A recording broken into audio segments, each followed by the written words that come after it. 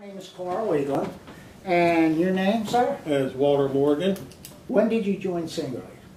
November the 9th. Oh boy, you were getting technical there, okay. 1961. 1961. Well, my birthday, I was 16 then, and they took me in. I think the board meeting was like a day or two before that, but I had been around the company for like 3 or 4 years working. Oh, okay. So they took me in, and as a little ahead of time. They took me in ahead of time, but it wasn't effective until the 9th. Okay. Why did you join Singley? My cousin and I, my cousin Jack Everett, his father was a member of the company, and we went to school together and ran around together, and we spent time at the firehouse. And he was a year older than I was, and he joined, and that kind of got me wanting to join because I just kind of liked the the aspect of the whole thing. What was his first name again? Jack Everett. I got Jack. Now that was the father, right? His father's name was his father's name was Jack Everett too. Oh, okay. So Jack Everett's good. Yeah, but doesn't matter. And in them days, you had to know someone to get in the fire department because it was kind of like an elite group of men. They just didn't let anybody in. You had to know somebody to even get mentioned, you know. Ain't like today. Right. I guess here's what other than the fact of Jack Everett, was there anything else that would have influenced you to join the fire department, such as not because you know somebody, it was because of your interest in first aid, or your interest in I was interested in the firefighting aspect of it. And, you know, it's like when you seen the fire trucks, that just seemed like that was something I'd like to do. Mm-hmm.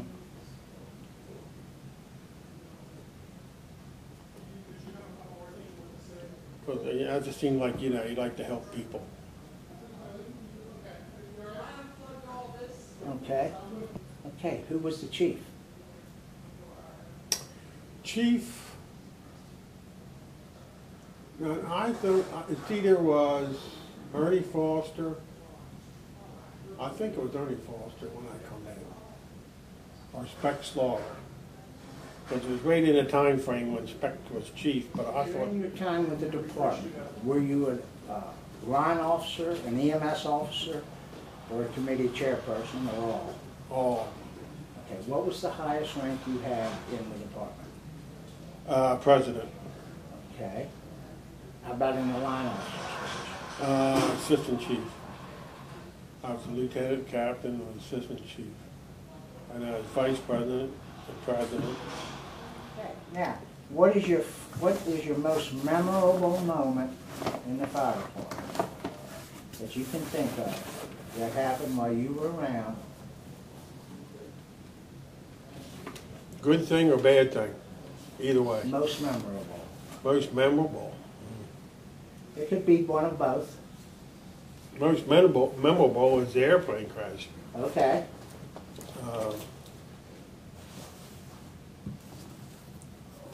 That wasn't a good thing, but that's a major thing. How about the train derailment? I was out of town for that one. Oh, okay. I was on vacation. I was up in Vermont or someplace.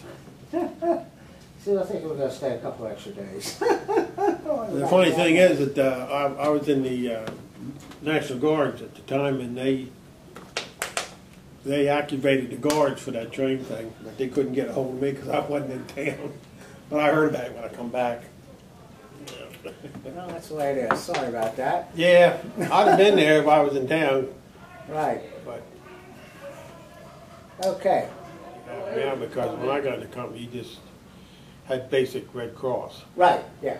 And you just picked the people up and did Rush what best you could do with them. You know, I mean, we had CPR. There was a time that we brought a person in from Glen Farms that we worked on all the way down from Glen Farms, which was And did you save them? yeah, that was a good thing, and because you think that's a good ride where you got to be doing compressions and plus you know. Would that been in the early '60s then? Yeah, that was in the it was probably in the late '60s. Yeah, okay. 67, 68, somewhere in there. Yeah, the woman did live, but it was like, you know, you felt good about it, but you also was exhausted from all this, you know, working on this person from Glen Farms all the way to Union Hospital. Which, you know, it probably takes 10 minutes to get down here. Oh, yeah. But it seemed for like eternity. Yeah. Doing something, you know? Yeah, your arms get tired, and if you were to breathe. Yeah, well, I mean, we switched off because there was two of us back there, and we switched off. But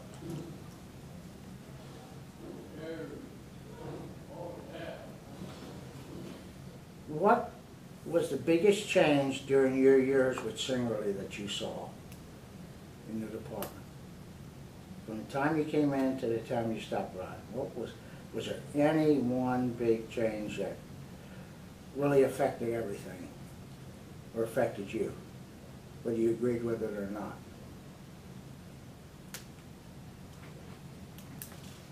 God grief. I've seen a lot of changes, and most of them have been to the good, you know? Especially with the equipment and stuff, because when I come in here, we had canvas coats, rubber coats, and cardboard hose. Well, I call it a cardboard hose. Now they got good hose you can work with. They got good SUV breathing apparatus. We didn't have that. We had to eat smoke. That's the way it was. I mean, when we took MIFRE classes, they didn't have them.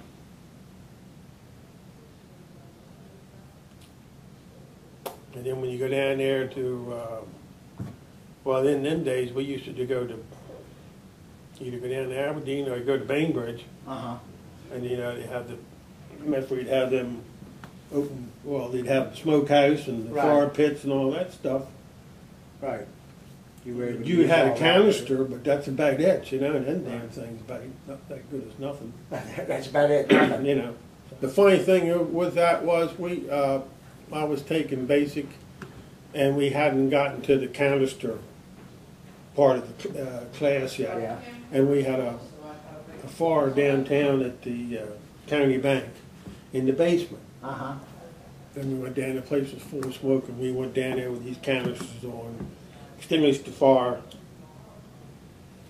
So about a couple nights later, we had our class, and John Farrell was teaching, and we got to the chapter with the canisters. He said, and he's going on about the canister and how it works and so forth. And he said, one thing you don't want to do with these canisters is go below ground level with them, because they'll kill you. These get-togethers like we had today? Yeah, I would wish that maybe like once a year or something, that all the old-timers that are still able and get together and just sit down and hash stuff around, you know, because it's nice to talk to the guys. You never see them. Just have a simple luncheon like we had today. They have a little luncheon. And just let them, and you know, you coordinate a few things here and there. It's like we only took so many to invite this time. Now the next group will invite some more. And there's probably a total of 3 groups we're going to invite. And we were really, this is the test case to see if it goes over, and I think it was a success, because I didn't think we'd get more than 15 people. Yeah. We had 15 people who were coming. Yeah, that was nice. Yeah, I mean, I was really surprised. That's what I'm thinking, you know, after they got all of it done, you know, maybe like once a year, just invite everybody and have a little get-together, and everybody hash old times. And